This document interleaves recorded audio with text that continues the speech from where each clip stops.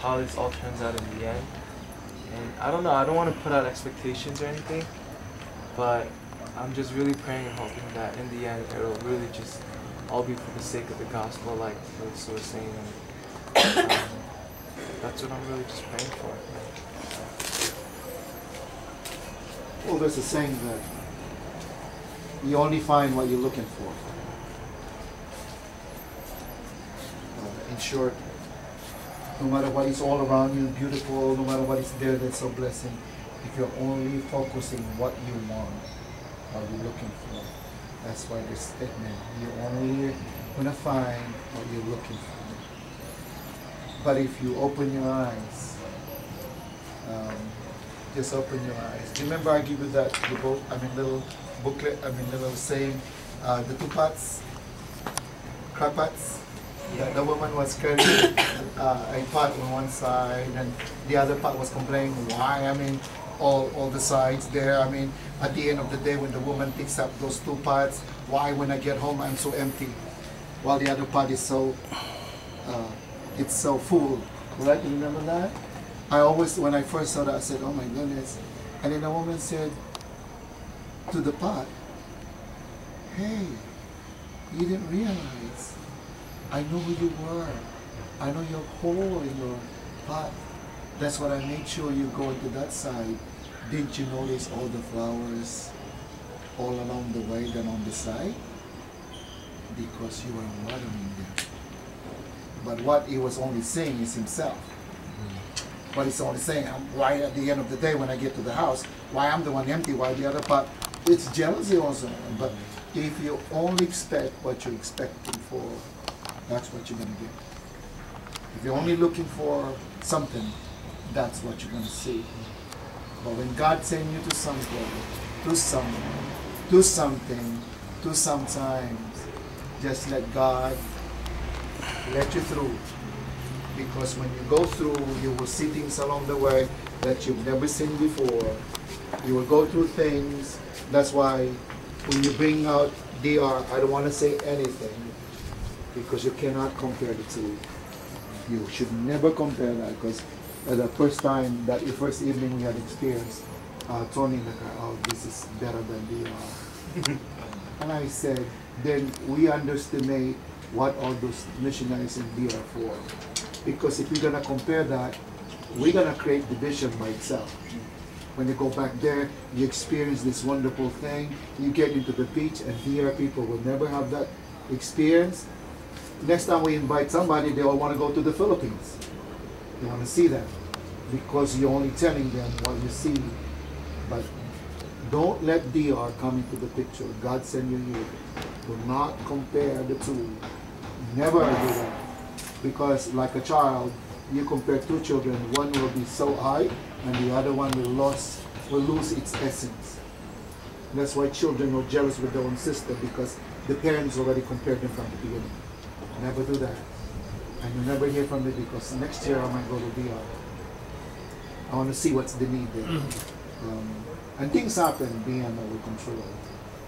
And that's why you can never let go of something it's not own, you're your own in the first place.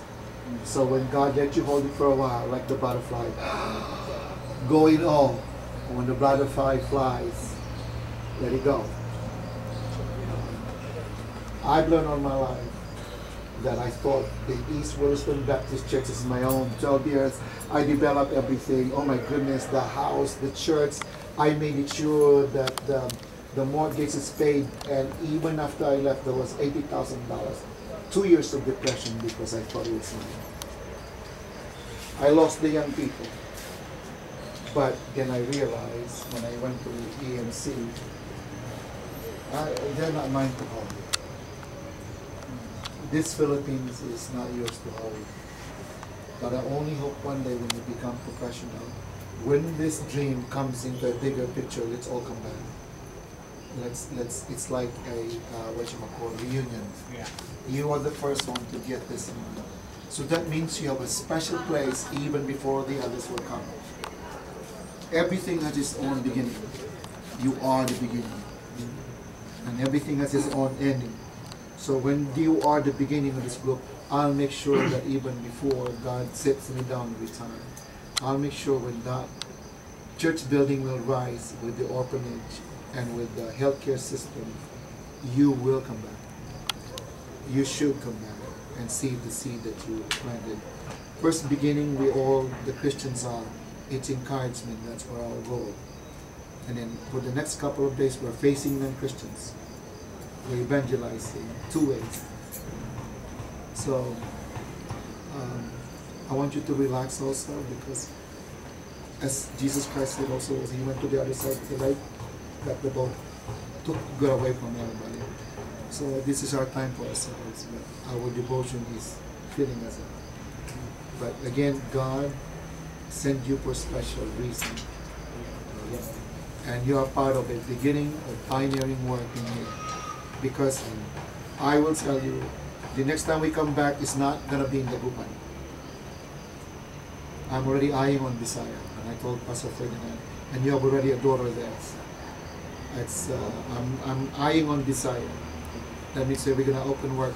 And then from there, it's closer to Burma, Indonesia, and that's why Pastor Jay and I are talking about that international mission. And you will be sent. And it's also, I'm very privileged to have you. I mean, to tell you honestly, deep in my heart that I wanted to invite everybody, but I think you were the ones that I eye for, of all EMC. I mean, not, you could say favoritism, that's fine. Jesus Christ has his own. That's what but I see something in you. I see something in you that we could work together. Because if I have to choose, some of you I don't want to choose, and you might not choose me either. You might choose not to go with me, because 2 people that I asked, they got all the excuses, they got all the reasons, so I stopped asking. But and I told you one special person here that I would have never asked, but she put herself in there. That means God called you specifically for a reason. That teaches me also. It's I look at you because sometimes I'm blindsided for some things, maybe because of my own personal feelings. I like certain people, but the first day I saw you were, oh my goodness, you were very good with kids, and I said, oh my goodness, I said, I don't see that. And then I never see Joan also to be that.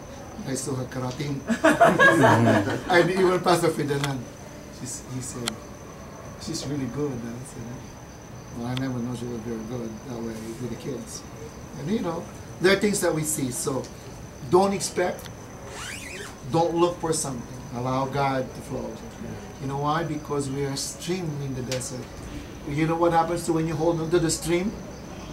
Everything back to it, guys. Right. The water goes anywhere. But let the stream flows, because the water seeks its own level. And where the stream flows, it's full water to people who need it. We are streams of living water. Anybody want? Anyone from you? After the incident yesterday,